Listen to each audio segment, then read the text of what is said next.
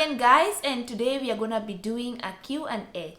I'm going to be telling you a little bit about myself because since the last time I did a Q&A, I think more than 5,000 people have joined this platform. So I owe it to you guys to at least tell you a little bit about myself. So the Q&A is going to be coming from so many questions that I received from especially the comment section, and some are just really interesting.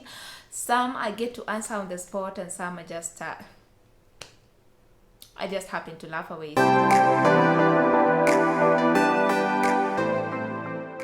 So anyway, let's start with what is my name, and I think most of you know it by now, but my name is Angela, or I also respond to Angie, whichever one you prefer. So yeah, my name is Angie Owoko.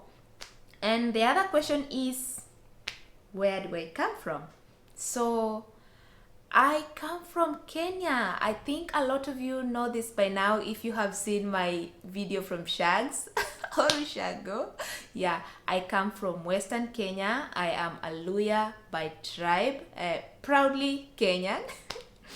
Yeah, so some people think that I come from Nigeria. I don't think my accent has got anything to do with Nigeria. Nigeria has a very peculiar, accent. You can't miss it. So yeah, I'm not a Nigerian. In fact, I just saw one comment today from that video that I posted from Life in the Village. Somebody asking, is this Kenya or Nigeria? My friend, that is Kenya. That is how beautiful our country is. Yeah, so the other question is, can I speak Swahili? Duh. Of course I can speak Swahili. Naezongea Swahili poa sana. Like, what do you expect? I've grown up in Kenya. I only came to Qatar like 2 years ago. So, of course, I can speak Swahili. It's just that I'm used to speaking English. So, yeah. But I do speak Swahili over the weekend with my friends from Kenya that I hang out with on Fridays. So that's the time that I get to speak Swahili.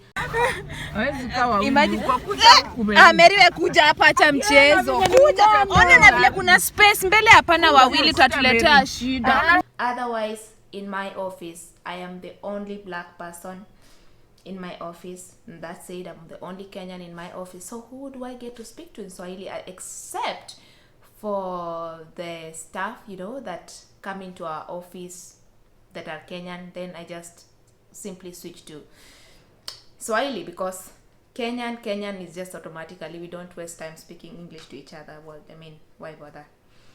The other question is, what do I do in Qatar? And this is a question that has come on, appeared so many times, and today I get the chance to tell you a little bit of what I do.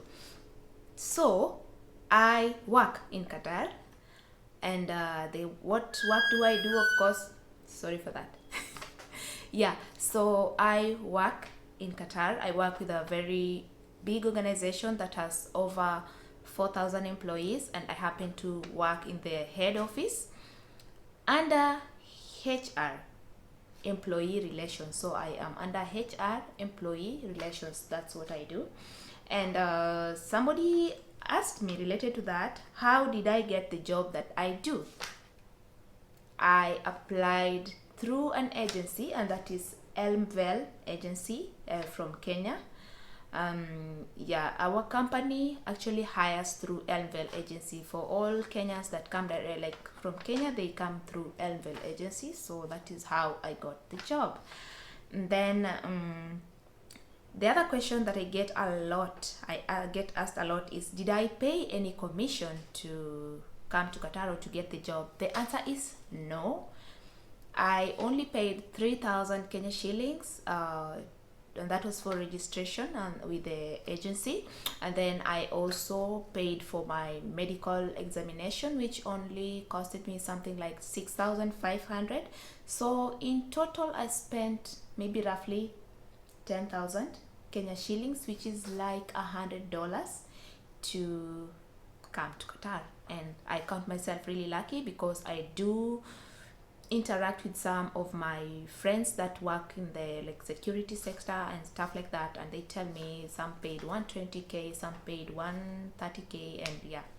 But for most of the people, especially all the people that came through Envel to our company, yeah, they don't pay commissions. They did pay commissions, and they can all attest to that.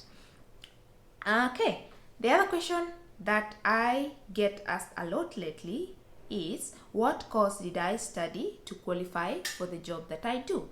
And the answer is, I have a degree in hotel and hospitality management, and that I got from Moi University in Kenya way back when.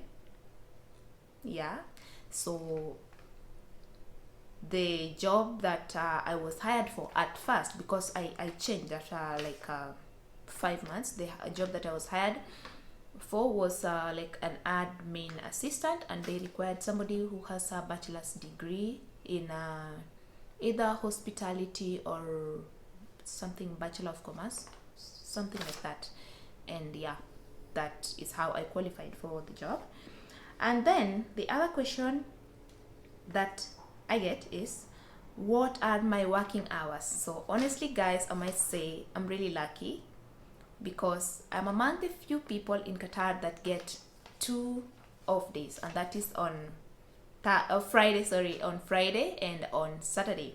So I don't work shifts. I work like a typical, is it 9-hour shift? I work from 7 up to 4:30, and there is a 1-hour lunch break in between, whichever time. If I want to take it at 12, 12:30, 1 to 3, whichever time, but in between there is a 1-hour lunch break.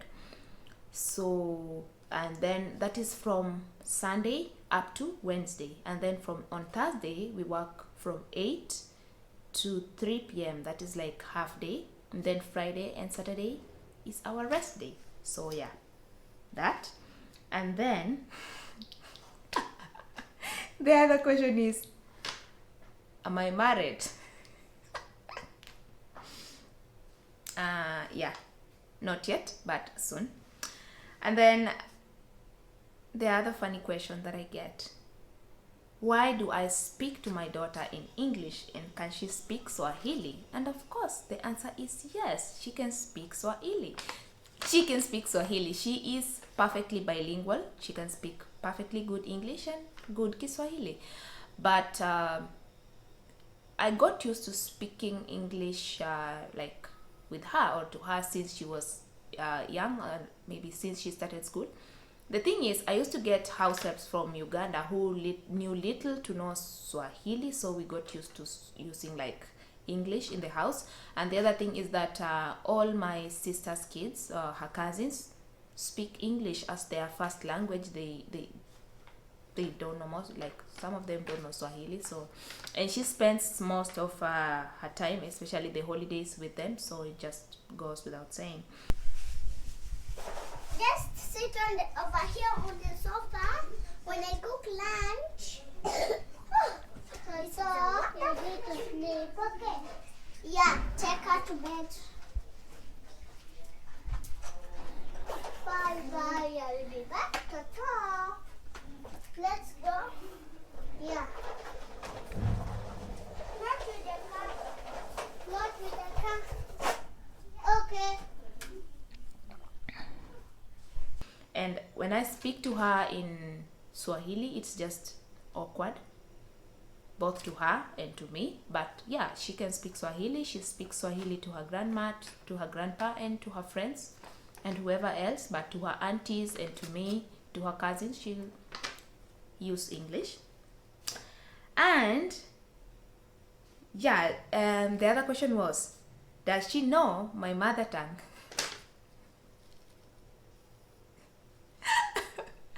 You know, we did not grow up in the village, like really. We grew up in other towns, like a town like a place called Miwani. We also spent most part of our childhood in Eldoret, and we only came to Busia after some time. And our parents got used to speaking to us in Swahili. They among themselves who speak Luya, but to us they never really spoke to us in Luya. I do understand Luya perfectly, but if I try speaking, it just comes out really badly, if I can say that. But I do understand. If somebody speaks to me in Luya, I will understand. Anyway, the question was, can my daughter speak Luya? Just a few words that I think she hears from her grandma often. If I ask her what Luya words she can say, and she'll just say muna muna. I think that is the greetings, that's the greeting style, in the village, like muna muna. So that is what she knows in Luya. Yeah. Anyway, moving forward. Somebody asked me, how much do I? Oh my God, that noise again. Sorry, that is my water heater. Sorry. So somebody asked me this question: how much do I pay for rent in a month? And the question is 0. I don't pay rent because we get company provided accommodation and transportation. So yeah, the answer is 0. Yeah, so the answer is 0. I don't pay any money for rent or for transport.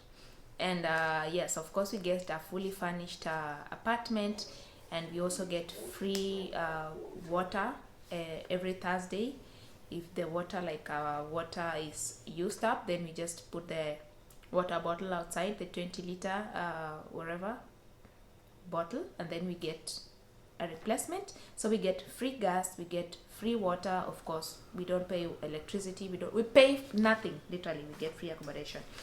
And then the other question was, do I have any male friends in Qatar?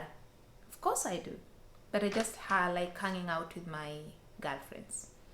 So yeah, last Friday we were with one of our friends. He's called Abbas. I think I will put a photo here, one selfie that we took. And next week we'll be going to the beach before this nice weather, runs out.